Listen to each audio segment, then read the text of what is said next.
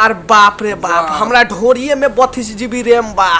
आ गाना शुरू न होता बहिचो के आ ऊ ई आ साला से न से निकाले लगाता। बहिचो के चपले चपले मार के मुंह लाल कर दे।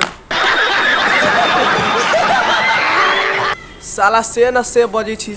हम साला आज तक मोबाइल में सुनले रही, कंप्यूटर में सुनले रही, CPU में सुनले रही 32 GB रैम होकेला। ई बच्चो एकरा ढोरी में हमरा ढोरिया में 32 GB रैम बा। एकरा ढोरी में कौन सा रैम बा रे?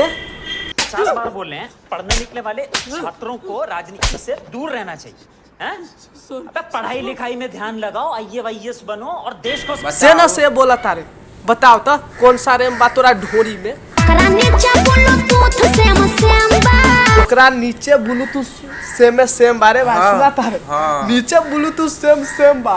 एहे रहा नहीं जाता, तड़प ही ऐसी है ना। नहीं ओकरा ब्लूटूथ हम मोबाइल में देखले रहली ब्लूटूथ। और ढोरी में बतावता नीचे ऊपर ब्लूटूथ सेम बा। बताओ भाई तोनी बतावा का हो केला ब्लूटूथ सेम बा। हमरा ढोरिया में 32 GB रैम बा। हमरा ढोरिया में 32 GB रैम बा। मोबाइल जाके भौजी का चेकअप कर दा। ऐसे में बड़ा सख्त लौंडा हूं, लेकिन यार यहाँ में पिघल। ई भौजी के ढोरी में 32 GB रैम नहीं खे। ई बच्चों के सारा घुसा हमरा आवता। 32 GB रैम अपना ढोरी में बतावता। देख टच करके देखे। अरे दादा रे दादा हमू देखम।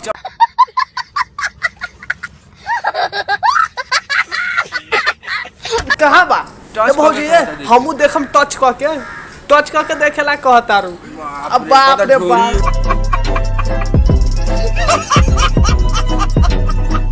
ढोरी हई टच करके देखे के चाहता नहीं दिखाओ तो। आया में खेले वाला ऑनलाइन गेम बा। एमे खेले वाला ऑनलाइन गेम बा। बाप रे बाप। हम तो तुझे अक्ल है? तू क्या बोल रही है? चुप हो जा, 7वीं फेल। हमरा ढोरिया में 32। हम तो सुनबे ना कोई लड़ी ऑनलाइन में, मोबाइल में। ऑनलाइन तो मोबाइल में कंप्यूटर PUBG खेलत रही।